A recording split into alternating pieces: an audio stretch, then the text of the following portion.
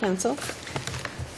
Good morning, Your Honors. May it please the Court, Terry Gutman Valdez on behalf of the appellant, G Guerrero. This case involves the termination of a school teacher from the Dade County School Board. These cases proceed to a DOA hearing. Counsel, do you want to reserve a couple of minutes for rebuttal? Yes, I'd like to reserve 2 minutes for rebuttal. Thank you, Your Honor. The standard of review when we're looking at these dismissal cases that go through DOA is whether the decision was based on competent substantial evidence, and secondly, whether the decision comports with the essential requirements of law. In this case, the sole reason for his termination was that he allegedly had a sexual relationship with a student. Now, in order to find him guilty of this offense, the evidence against him must be both competent and substantial. And in this case, it means more than just a suspicion that this occurred. The only evidence at the time that he was terminated, September 7th, 2009, I believe, was from the individual. And during the hearing, it was brought out that she initially, when she was pulled in based on this anonymous tip that there was a relationship between her and my client, she came in and she told the police officer that it didn't happen. They kept her for 5 school days, from the morning bell to dismissal, in the office until she changed her story. That was her testimony. Right, but you have 1,600 texts, 10 hours of calls. You have texts where he tries to influence her testimony to get her not to show up or not to accept the subpoena. I mean, there's a lot of evidence here. The evidence that you're looking at was all after his termination. There was no evidence obtained, presented, nor relied on of communications when the alleged sexual relationship was occurring. But what you're saying is, she did come forward, she did testify about the relationship, but it wasn't really believable because, you know, she was locked up for days and she was coerced into saying whatever she had to say. And so it shouldn't be believed, correct? Yes, in addition to the fact... But we don't judge that here. Obviously, whoever the trier of the fact here believed that her testimony was truthful, notwithstanding that, and took that into account. It's still testimony. It doesn't make it disappear. It's testimony. Correct, but you have to look at whether that evidence is competent and substantial. When she was... Well, competent means, is this individual competent to testify on the subject? She's the victim. Is it substantial? Does it bear on the substance of the issue, whether she was sexually abused? So that's competent and substantial. Now you would like for us to reweigh the evidence, even though a trier of facts has already weighed it. We don't do that here. So my question is, I'm not sure what the point on appeal is. You want us to reweigh the evidence and say, you know, you should not have, that should have been discarded. We don't do that. The evidence presented and relied on, and we objected to the findings and determinations by the DOA judge, and by virtue of your question, you bring in the second issue. The judge that saw the victim testify and observed my client testify is not the one who made the decision. That's like having a trial in front of a jury, taking that jury away, and giving a new jury a cold transcript that doesn't get to observe and see the witnesses. That's our second. Was that raised below and by some sort of motion after you received the... It was preserved out. What happened was we didn't know. We filed our proposed recommended orders, and then we got a recommended order, and in that recommended order, we objected to that fact because that was the first time we knew that the judge that held the hearing and saw the victim testify and observed her and did all of those things that the finder of fact is supposed to do had retired and didn't issue that decision. Yes, it absolutely has been. So you preserved. objected to saying that the person who entered the final judgment could not have entered the order because they were not the ones who, the person who observed the witness testify. Correct. And that's one of the reasons we believe that my client, that the decision below does not comport with the essential requirements of law because that violates his due process rights. And that's one of our main points that we've preserved all the way along. In addition, it's not a violation of a teacher's professional responsibility code even if he or she has been suspended or terminated, to suborn perjury? I don't believe that the evidence supported that. After you have been terminated or suspended, was this individual actually terminated before these alleged discussions about whether or not to show up? Yes, he was terminated. September 7th, 09, off the payroll, done, at his public school board hearing, he was terminated. And it was after. It was all afterwards, and I don't believe. After that, the hearing had to occur before he was terminated, did it not? No, the hearing happens afterwards. All right, so. In between September and April. All right. That's where those texts That's are correct. from. That's correct. All right, so it seems to me that anybody who's trying to get his or her license back, that if he or she does in fact try to affect the hearing by having witnesses not testify or testify to the contrary, to testify in a different fashion than perhaps they should, that alone is grounds for upholding a termination, is it not? No, because it's post-termination misconduct, and if I could answer, the evidence was that, not that he asked her to lie, she had already lied in his eyes. So when she came forward, she came to him and said, what can I do to help? And he said, don't show up, because he didn't want her perpetuating this lie ad infinitum, and it was an isolated one-time statement, and when she testified as to why. If he didn't show up, then there'd just be his testimony, and that would be to his advantage. Right? Well, correct. And she was asked why she did not show up for her. What ethical basis does somebody who purports to be a teacher in this county have to tell people, well, don't show up either for your own protection, if that's what you're suggesting, or so that I can get my job back? Whatever the reason is, it's contrary to the ethical principles of the county, is it not? And she testified that she did not show up to the deposition because of anything that he said, so he had no influence on her. It was an isolated transmission. He would have preferred that she not show up at the trial for whatever reason, right? No, because he was well aware, because there was a circuit court proceeding that had been initiated because of her not showing up at the deposition, that that she could absolutely be compelled. That's a matter of public record, and that's the way the procedures are. Nevertheless, there's evidence that he suggested that she not show up, right? There's evidence of that. There's one text message of the 1600 back and forth where she's asking, in that one time, what can I do to help? So don't show up, because she had continued to perpetuate this untruthfulness upon him. And that's why. There was nothing where she says, look, you need to tell them that I didn't do that. Nothing along that. Nothing rising to that level. And she says, it didn't impact me. I didn't show up for the deposition because I didn't want to. Period, end of story. And when she was asked at the hearing whether she lied to the police when she finally told them after being held for 5 days, she said, perhaps. And she admitted that 90% of what she told them was a lie. At the hearing, she admitted everything she had told them was a... She wasn't detained for 5 days, was she? Yeah, from the beginning of the school bell to the end of the school bell, she was detained, not allowed to go to her classes, and kept in a room with the police officer, yes. She was detained for 5 days, and that's in the record, and she says that. She was detained for 5 days in the school? Yeah. She was not allowed to go to her classes. So for 5 days, you're telling me her parents did not come to pick her up? She didn't live with her parents. She lived with her aunt. That was one of the reasons why she would come and talk to my client, because she was in this. So you're suggesting that for 5 days she slept at the school? No, I didn't say that. I said from morning bell to the end Well, you to said she dismissal was bell. detained for 5 days. She was detained. 5 days suggests to me that you were detained. 5 days means 24 hours in a day. So I'm can sorry. you be a little clear? But she could have gone home, and if she did had go her home, is aunt what come you're to saying. school with her, or some other adult come to school with her.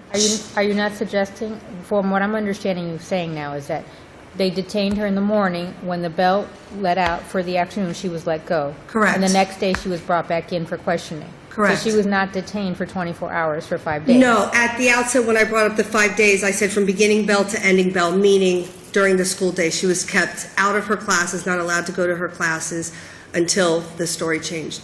And she admitted at the hearing that a lot of the things that she told them, she fabricated them going on dates, she fabricated them kissing and being fondled in school. She admitted that she lied to her friends, and that's where I think this court is able to sit and look at the totality.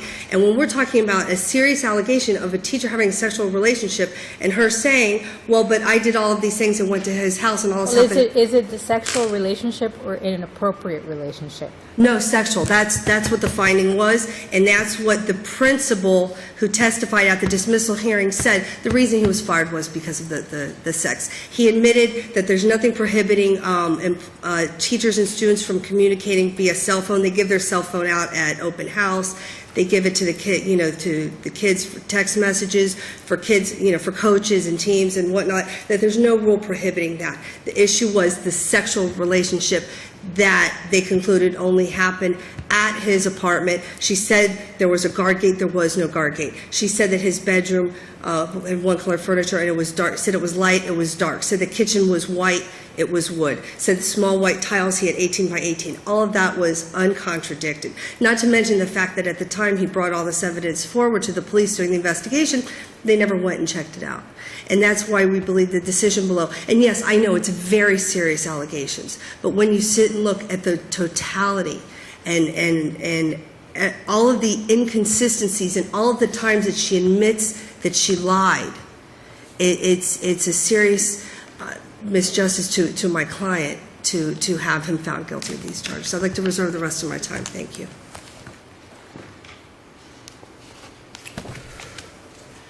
Good morning. Christopher Lapiano on behalf of the appellee, the School Board of Miami-Dade County, Florida. This case arises out of the termination of a teacher who engaged in a sexual relationship with one of the very students he was entrusted with educating. To make matters worse, when faced with these allegations, his reaction was to try to manipulate the student not to testify in the proceeding against him. Let's talk about what the testimony was before, about what happened before he was fired. Who testified? Who confirmed that there was a sexual relationship, before he was fired? Your Honor, when this matter came to the attention of school administration in April of 2009, school police investigated. The investigative officer heard from the student victim at that time that the sexual relationship had been initiated. At that point, the appellant was immediately removed from the school site to preserve the safety of the students, and the investigative process continued until it reached an ultimate conclusion. Just to correct the procedural posture... Who testified about the sexual relationship? The girl did, the victim. The victim testified about it, okay, and her alone. Based upon her testimony, which was convincing to the administration, like I said, he was removed from the school site and the rest of the investigation conducted all the way through. On September 7th, 2010, not 2009, as stated by counsel, dismissal proceedings were initiated against him. He was not actually terminated from employment. Did she ever contradict her own testimony at the hearing before the... Your Honor, at the hearing, what the student did, this is the first time, it's my understanding, that she had actually been face-to-face with this gentleman since the sexual relationship ended, okay? I believe that she did try to back off and mitigate her testimony a little bit, but ultimately she did testify that sex took place with the appellant, and it took place at his apartment building, okay?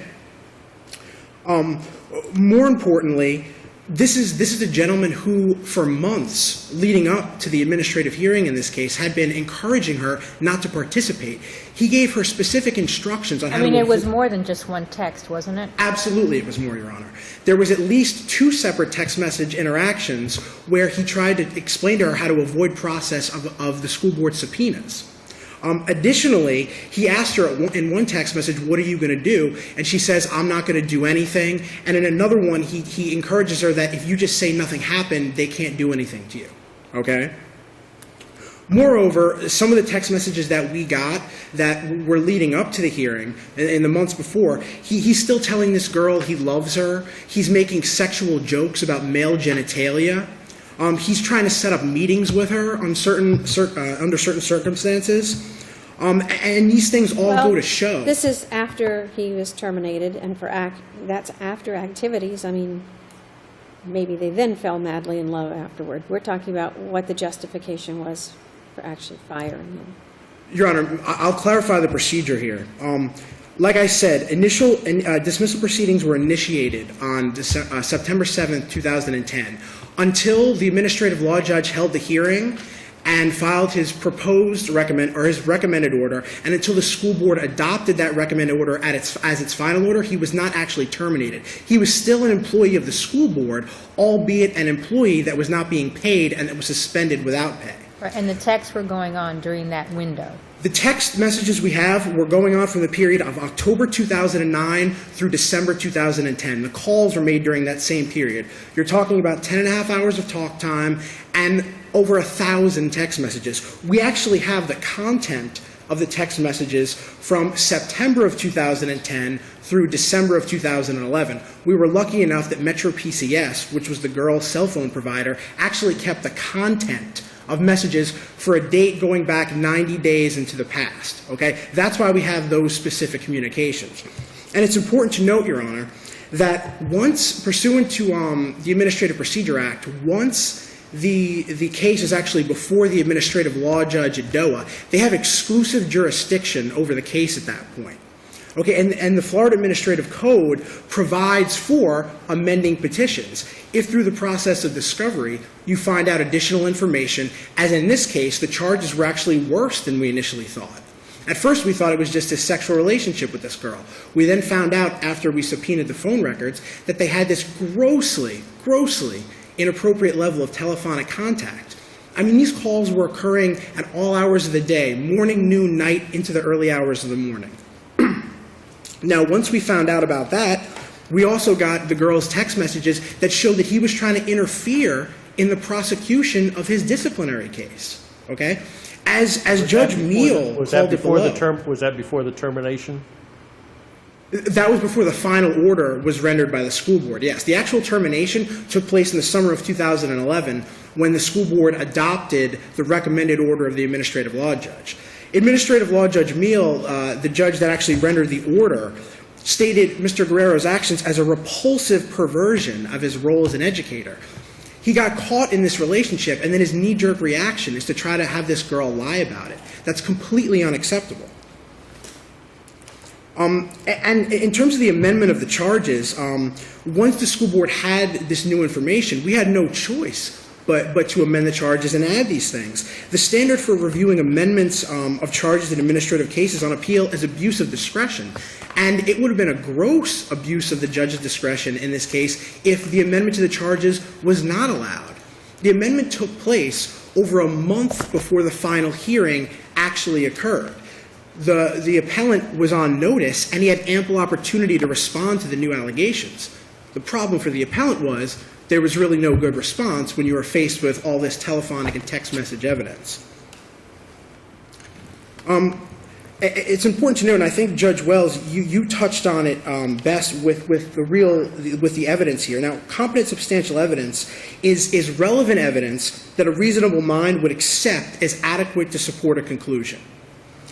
This reviewing court must affirm the final order of the school board unless there is no competent substantial evidence from which the findings could reasonably be inferred. Now, that means even if the judges comprising this panel would have perhaps reached a different conclusion than Administrative Law Judge Meal. Counsel, we know the burden. We know what our burden is. Okay, Your Honor. And in conclusion, you would like for us to? Affirm the final order of the school board terminating the appellant's employment. Thank you. Ms. Gutman, we'll give you another minute. Terry Gutman Valdez again. In rebuttal. I'm sorry, Ms. Valdez. I got your name sorry. wrong. I apologize.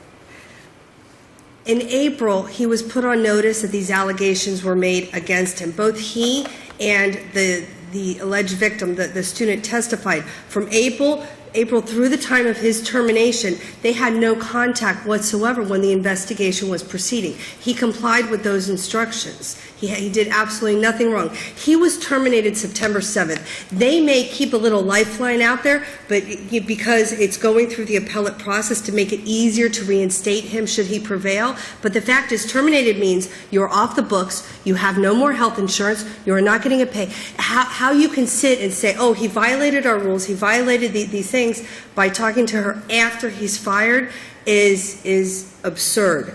There was nothing in the text messages that confirmed the relationship. He told her, tell him that, you won't get in trouble for telling nothing happened, because she had reached out to him, saying, look, I'm going to change my story. She was scared that she would get charged with perjury or something along those lines. In fact, she testified that to finally get him to take her calls, she had to block her telephone number so that when she called him, her number wouldn't come up because she wasn't taking his calls. It was continuously her reaching out to him, and she testified that's the way the relationship was. Finally, Metro PCS's representative that testified said, look, there are texts missing, because there are times that you read conversations and they didn't make sense. He says, look, our servers just get overloaded. They have too many. So a lot of those texts to rely on to infer things bad against my client are clearly not complete and are not full. Thank you. We'd like the decision below to be vacated. Thank you. Thank you both. We are adjourned.